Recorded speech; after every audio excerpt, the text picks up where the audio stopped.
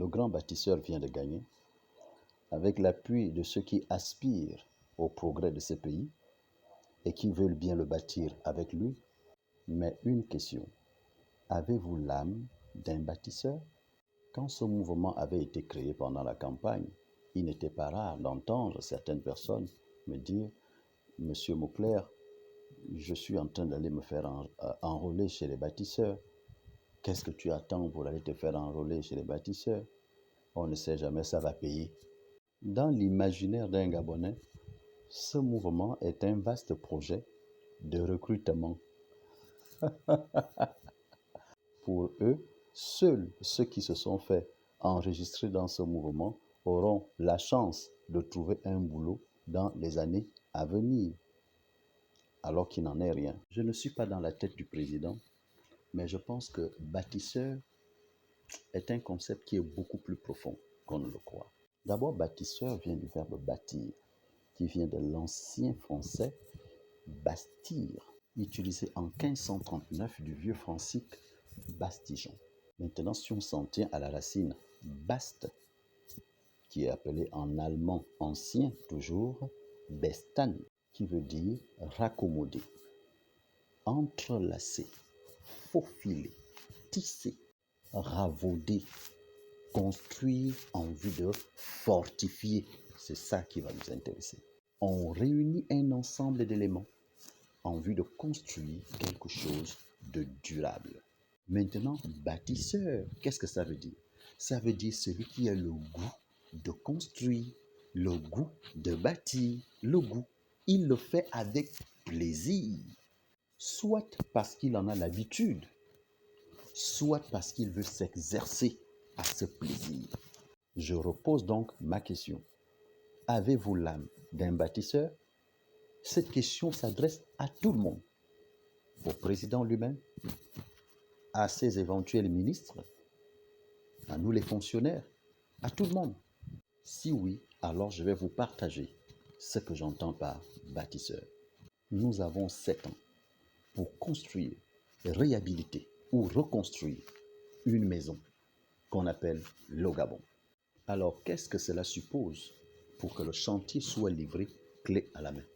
À mon avis, rompre avec l'égoïsme diabolique ou satanique, rompre avec le copinage dans la promotion des agents publics, rompre avec l'impunité, rompre avec la corruption, combattre les notes sexuellement transmissibles, l'ethnicisme, le tribalisme dans l'éducation, que la note obtenue par l'élève se fasse au prorata du travail qu'il aurait fourni. Abat le favoritisme dans la sélection de ceux qui doivent corriger et organiser les examens et concours. On a l'impression que ce sont toujours les mêmes, comme s'ils avaient déjà un titre foncier dans l'organisation des examens et concours. Ce sont de tels phénomènes qui frustrent. Un enseignant brillant peut être démotivé au fait de voir que ses efforts n'ont jamais été récompensés et que celui qui vient d'arriver a déjà gravi des échelons, comme par enchantement, et sans explication objective. À peine vous sortez de l'école, vous êtes déjà proviseur. Mais ceux qui ont déjà 20 ans d'ancienneté n'ont jamais été même censeurs. Voilà des choses qu'il faut changer. Le moins gradé devient le chef administratif des plus gradés. Mais on est où là?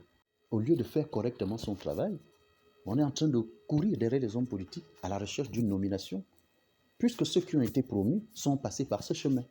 Les mêmes phénomènes se produisent dans l'enseignement supérieur. Voilà un étudiant de master, il ne peut pas te citer 3 ou 4 auteurs. Et tu te dis, mais comment il a fait? Tu entends que c'est la tante de tel, c'est le neveu de tel, c'est la copine de tel. Sans oublier la vente de fascicules.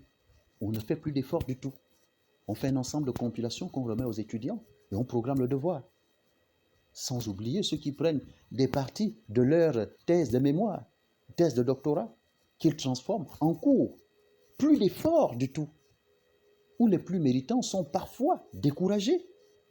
Et si vous avez passé toute votre vie universitaire à courber les chines, pour être bien vu, pour ne pas avoir de problème, cela va se manifester dans votre vie professionnelle. Or, on a besoin d'une masse critique pour faire avancer les choses. Vous amenez un thème, on vous dit sujet bateau. Le sujet n'a de sens que s'il est adapté au prof qui va vous suivre. Voilà pourquoi il y a très peu d'originalité dans les sujets qui sont choisis dans les universités. Au concours de l'armée, vous mettez le nom de votre neveu qui fume le chanvre à la maison pour enlever le nom de celui qui le mérite et qui a la motivation à pouvoir servir dans les forces de défense et de sécurité. Sans oublier le copinage dans les écoles de santé, mon Dieu. Si vous terminez vos études de santé avec le copinage, mais bonjour les dégâts. Voilà pourquoi aujourd'hui, on a l'impression que les médicaments ne nous soignent pas. Le pharmacien dit une chose, le médecin dit autre chose. Et le deuxième médecin viendra dire autre chose. On ne comprend plus rien. Parfois même, c'est le traitement suivi à la maison qui te soigne par rapport au traitement qu'on t'a donné à l'hôpital. On ne comprend plus rien. On te donne un permis de conduire moyennant 150 000. Ça doit cesser. Donner les permis à ceux qui le méritent et qui ont réussi au concours de l'auto-école. Un peu plus de justice dans l'attribution des marchés publics. L'investisseur dit qu'il peut faire ce travail à 8 milliards, mais le DG ira dire qu'il a dit que c'est 10 milliards. L'autre dira que c'est 11 milliards, l'autre dira que c'est 20 milliards. Voilà pourquoi on a l'impression que certains projets sont utopiques, alors que ce n'est pas utopique du tout. Peut-être le plus méritant, qui a fait plus de travail, un bon travail dans les autres pays, on va écarter son dossier pour prendre le dossier de celui qui aurait versé des pots de vin. Ça doit cesser. Les magistrats doivent parfois s'auto-saisir et non à chaque fois donner l'impression d'être aux ordres. Lorsqu'on demande de toiletter les dossiers de la fonction publique, vous savez très bien que votre nièce n'a pas de diplôme, mais elle est fonctionnaire. Vous écartez le nom des autres, vous laissez le nom de votre nièce. Mettez à la fonction publique ceux qui réunissent les conditions qu'il faut pour être fonctionnaire d'État. Que la douane cesse d'être un vaste réseau d'engraissement, mais du service public pour la sécurité et pour faire entrer l'argent dans le pays et non dans les poches des individus. Bâtir un pays, c'est aussi mettre fin aux médias téléguidés, gadgetisés, sur fond satirique ou dithyrambique. Parce que les médias, fondamentalement, c'est la médiature. Ça veut dire la médiation.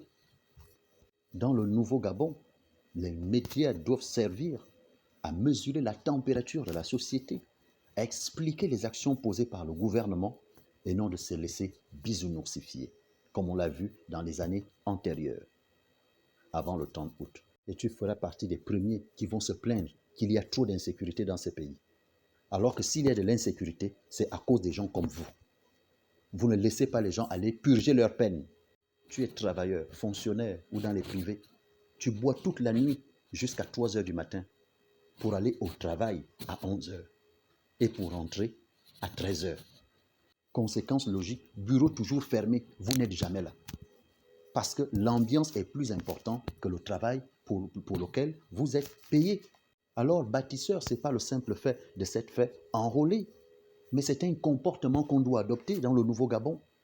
Une nouvelle mentalité, une nouvelle perception du travail. Le travail toujours bien fait. Qu'on vous ait nommé ou pas, peu importe là où vous êtes, faites votre travail normalement et faites-le correctement. N'allez pas régler vos problèmes de couple au bureau ou allez faire vos affaires de tontine au travail pendant que l'usager est là en train de galérer. Fais ce que tu es appelé à faire et fais-le bien. Ne vois pas des compétences que dans ta famille, car il y a des Gabonais qui sont beaucoup plus talentueux que tes enfants, tes neveux et tes nièces. Voilà le sens que je donne à la notion de bâtisseur.